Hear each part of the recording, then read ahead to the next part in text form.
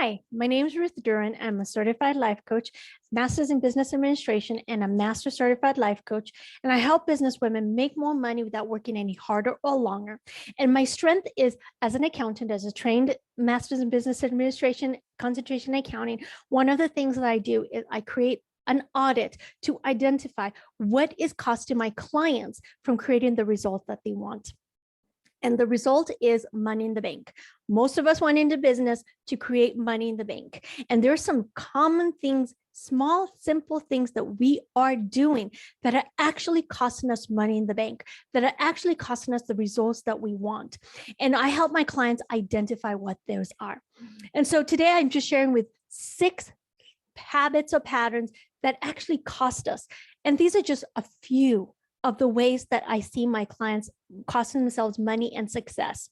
And so my ideal client is the woman who wants to make more money for her family. And her solution is to do more things. Her solution is to work harder, touch more things, be more productive, and actually do more of the things. But if the things that she is doing is not getting her the result that she wants, we want to first go in and clean that up. And once we clean that up, maybe my client might want to work harder or longer, but they're not working harder or longer against something that's not already working. So the example I'm going to share is my client might be posting on social media and she might not be getting the result that she wants, meaning that people are not maybe signing up to work with her or people are not buying her product. And so her solution is, I need to post twice as much stuff. And then what will happen is then she is working longer. And so some of the examples that I have, some of the examples of what could be happening is that she could be experiencing perfectionism. Perfectionism slows us down. We are not saying the thing that we want to say to our clients. We're trying to make it look perfectly. So for example, my client who is working, she might be posting on social media, but she's spending an hour writing a blog copy, or she might be spending an hour recording a 2-minute, 3-minute reel or TikTok. And then she spent another hour editing and making sure that it's perfect. And so her solution was, I need to post more. And so she has just now doubled the work that she needs to do. However, if we just decided, maybe we can just put good enough work out into the world, that just might save her time. And could she put out 2 pieces of content in the same 1 hour? Very different result. The other thing that my clients do is they're people pleasing. They're sitting out there and they're trying to please, for example, their dad, the dad who watches and has an opinion about what they're saying, the dad who is spending time on their videos. Yeah, we love dad support. Yes, but I'm not in business to serve my dad. I'm not in business to help my dad. I'm in business to help business women make more money. And so I might be saying the nice sugar-coated PC thing so I don't piss dad off, or I might cuss like a sailor and then I don't cuss because I want to people please the Christians, or I don't know, people please somebody who might not like cussing. Or I might another reason I might be being perfect is I want to please the grammar police or the trolls, that they don't come into my page, and heaven forbid they don't agree with me. And so I'm catering and speaking to them, which is not having me speak to my client. My client doesn't get heard. My client doesn't know that I can help them. My client doesn't know that, girl, you are working harder than you need to be. You are costing yourself time and energy. You are slowing yourself down because you're doing this. And that's what she needs to hear. She needs to hear I can help her. I have the solution to her problem. I have the solution where she can work in her business, make money in her business, and have time for her family and enjoy her life. The reason she went into business in the first place. And so everyone, when we're people pleasing, everyone might be happy, but not the people that need our help. So Uncle Sam might be happy with what I said, but Susie Q doesn't know she's working harder than she needs to be. She's suffering another day, working harder and trying to provide for her family by working longer and harder at the expense of her family. So People pleasing costs us a lot of money. The other part is hiding and playing safe. And this is like when we're doing the perfection and people pleasing, we're hiding the true, authentic part of ourselves, which makes it harder for our clients to find us. I love to give the example of, we might be dating. Gone are the days when the boys come knocking on our doors, long gone. But even they had to see us in the first place. But gone are the days that people are going to come looking for us. Our clients don't want to work that hard. They are in pain. They want somebody who's going to help them today. They want somebody who's going to solve their pain point today. They're not going to come work harder to hire you, to buy your product, to serve with, work with you. They want the person who's going to be easy. How easy can it be for me to get the pain to my solution today? So when we're hiring and playing safe, we're not helping our clients. Indecision is a concept that I really work hard on my clients about, because it's part of that perfectionism where we think there's a right or a wrong way to do things. We think there's a right or wrong decision. We hesitate, we take a long time, or we actually put decisions to our future self, which is a term my mentor coined. We go into decision debt. We obligate our future self to a decision that we could make today. Or we make a decision and we experience a little bit of discomfort and we change that decision. And so we're going back and forth, teeter-tottering. And it really slows us down, because if I am not making a decision about what to post, I'm not going to post it. If I'm going back and forth and I maybe post something and then I get hesitated and I go, oh my God, that was too harsh. And then I clean it up or dumb it down and I don't say exactly what I need to say, then I'm slowing myself down. And so indecision costs us a lot of money and time in our business. The fifth part is really going and getting more knowledge, information, signing up for another program, listening to another book, reading another book, listening to another podcast, watching another YouTube. The analogy I love to give is, my friend, if you went to learn how to ride a unicycle and you're spending 10,000 hours reading on how to ride a unicycle, you, my friend, are not closer to knowing how to ride a unicycle, versus Susie Q, who actually gets on the unicycle, falls down, gets back up, learns how to balance herself, learns how to balance herself and learns what speed to go at. She might, 10 hours of learning how to ride a unicycle will be more valuable and get her more results than your 10,000 hours of reading a book. And so my clients will go to this information because they're very smart, very intellectual. And then they go, well, I just need to read another book about, they're like, I don't have the money in the bank, so I need to read another business book. What if once we actually get out into the world, we realize it's my copy that sucks. It's my copy that's not compelling enough, that's not calling the people in to work with me. And so then I can now go either get a marketing book or get a marketing coach or work with somebody on my marketing. Very different result versus now reading another Covey book or reading another taking action book. Very different results. We can identify exactly what needs to be done. And so the sixth and final thing is so indicative, especially to my culture. In my culture, growing up, we were raised with a ton of shame and guilt. In my culture, in the past, for example, a child would be shamed and made to feel guilty about maybe going out of the village and going into the Serengeti, where I was born and raised in Africa, so in Kenya, Africa, but going into the Serengeti where there's a chance of the lion is going to kill them. So to keep the child safe, the old traditional way was to guilt and shame the child so the child can stay alive. That worked a long time ago. It doesn't work in this day and age. And so what my clients are doing is they're using shame and guilt, thinking that is going to motivate them to take action. It's thinking that if I shame and guilt myself enough, I will take the action that I wanted to take. I will show up in my business. I will be motivated to do it because aren't I escaping this and going to that? But then that energy only slows us down. That energy only costs us our relationship with ourselves. Because think about if you're in a relationship with somebody who's verbally abusing you or verbally treating you like crap, but we're doing that to ourselves. We want to then avoid and hide ourselves from ourselves.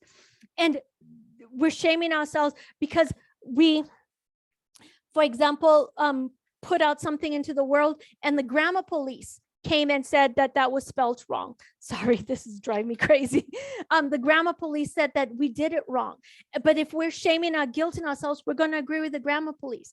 Or the troll says you don't weigh what you're supposed to weigh, and you're shaming and guilting yourself, agreeing with the troll. You're not going to show up in your business, again, not making the money you want to make and not helping the people who need your help.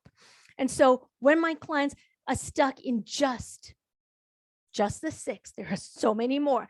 My clients are feeling shame, they're feeling guilt, they're feeling fearful, they're feeling scared, they're feeling frustrated, they're feeling overwhelmed, they are feeling a ton of fear. They're forcing themselves to do the things that they need to do as they're trying to work against these things, but by forcing themselves to maybe do more, post more, help more people. So my client might be thinking, I need to make double the money that I made last year. So what I need to do is see double the people. And so they're exhausted. And so they force themselves to show up in their business and help those clients, versus can we see the same amount of people, but close them at a higher rate? Simple solution, doesn't have them working hard any harder or longer. And so the solutions to all these 6 is, the first one is perfectionism. I help my clients put B- work out in the world. I know multi-million-dollar companies that actually are doing B- work, good enough to get the job done. They understand that they are just out there. They'll put something out there and they will get feedback and data, and they will always keep tweaking and adjusting and getting what they want. If I put my work out in the world and learn from it, then the next time it becomes incrementally better, versus me sitting at home trying to perfect it and not even knowing what I need to perfect. Another thing is, especially in this day and age, small business people, when we try to be scripted and we try to be polished, we actually dull that we can help people. We actually come off inhumane, insensitive, and not what they're looking for. Susie Q just cares that you can help her. She's in trouble. She's suffering. Can you help her? Do you have the solution to the problem? She doesn't care that your posts are perfect. She is suffering with acne. She needs somebody to tell her, you don't need to suffer with acne anymore. And in fact, the less polished, the less scripted we are, the more human we become, and more people can relate to us. The next thing is that my mentor taught me, and I love this, it's hate me or love me, there's no money to be made in between. So I'm people pleasing the people in the middle who will never be my customers.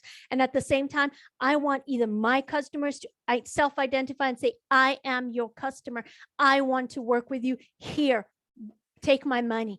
Versus, and then I want the haters, people who don't want to work with me, who people think that I cannot help them, people who think that I'm full of shit, to see themselves out the door. Because when I'm in people pleasing, I'm talking to both of them and none of them are really even hearing me.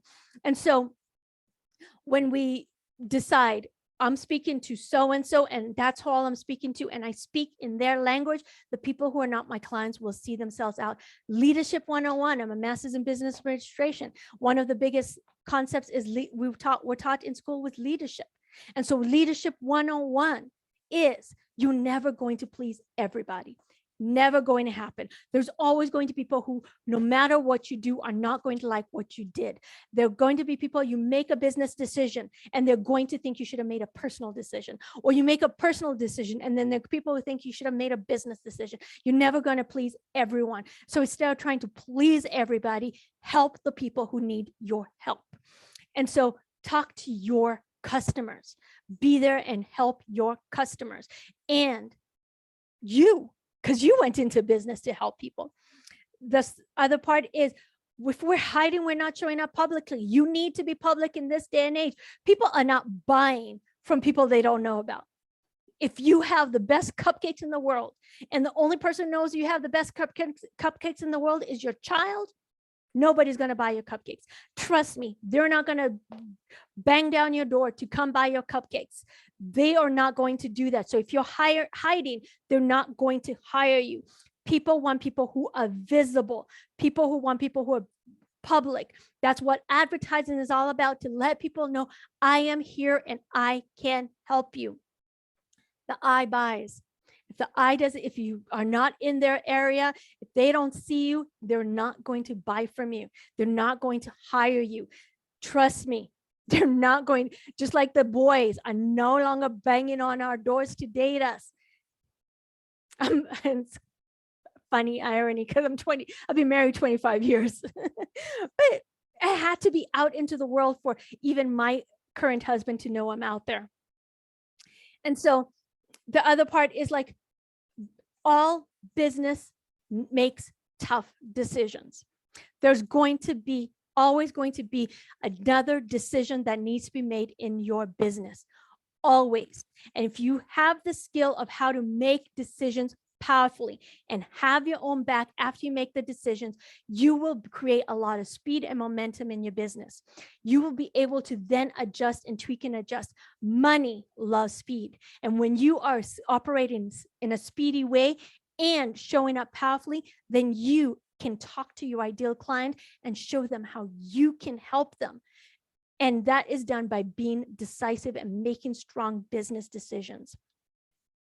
And then more knowledge, more information, strength and courage is built. Strength and confidence is built by we actually getting on the unicycle, actually falling down, actually knowing how to protect ourselves when we fall, knowing how to get up, learning, okay, when I did it this fast, I fall. When I need to hold my core up, whatever it is, we learn so much more confidence and gain so much strength by actually falling down. And so another book, another training, another podcast is not going to help you do that. And if you've done a ton of trainings, because that's the other thing that happens with my clients, they take a ton of trainings, but they don't do the uncomfortable thing because they're hiding, because they're trying to be perfect, because it's people pleasing, and they're not getting the results that they want. So we want to do the uncomfortable thing. Every single business training or program out there is designed for you to do the uncomfortable thing for a reason. The example I love to share is, you don't want your doctors just driving by the hospital and getting certificates just because they're cute. Same thing happens in business. You have to do the uncomfortable thing to get the result that you want. And so how you have a relationship with yourself is determined on how willing you are to do the uncomfortable thing, which builds courage, strength, and confidence. Law of attraction will tell you that scarcity only grows scarcity. If the energy you're using to take your action in your business is from scarcity, you will create more scarcity. And so when we have these kind of emotions and we erode our relationship with ourselves, and we need to make powerful decisions in our business and have our own back, shame and guilt are not going to help you do that. Shame and guilt are going to slow you down. Shame and guilt are going to cost you that powerful decision-making skill that you need to have. And so what we want to do is we want to really identify our relationship with ourselves is the most important thing. When we're shaming and guilting ourselves, when we're beating ourselves up, when we're not having our own back, we're eroding the most important relationship in our life. We're robbing ourselves of our happiness and our enjoyment of our life and in our business. And what I know is the more fun I have, the more money I make. The more abundant I am, the more abundance I create. So the more abundant feelings I have, the more abundance I create in the world, the more people I help, the more people I serve. So when my clients move from these patterns to the patterns that I shared with you, they start showing up courageously. They start showing up more determined. They start showing up more committed, more motivated, more resolved, more just really powerfully in their business, and they start making more money without working any harder or longer. In fact, my clients blow their minds because just one of these things can impact their income in a really powerful way. So if you're ready to make more money without working any harder or longer, I can help you.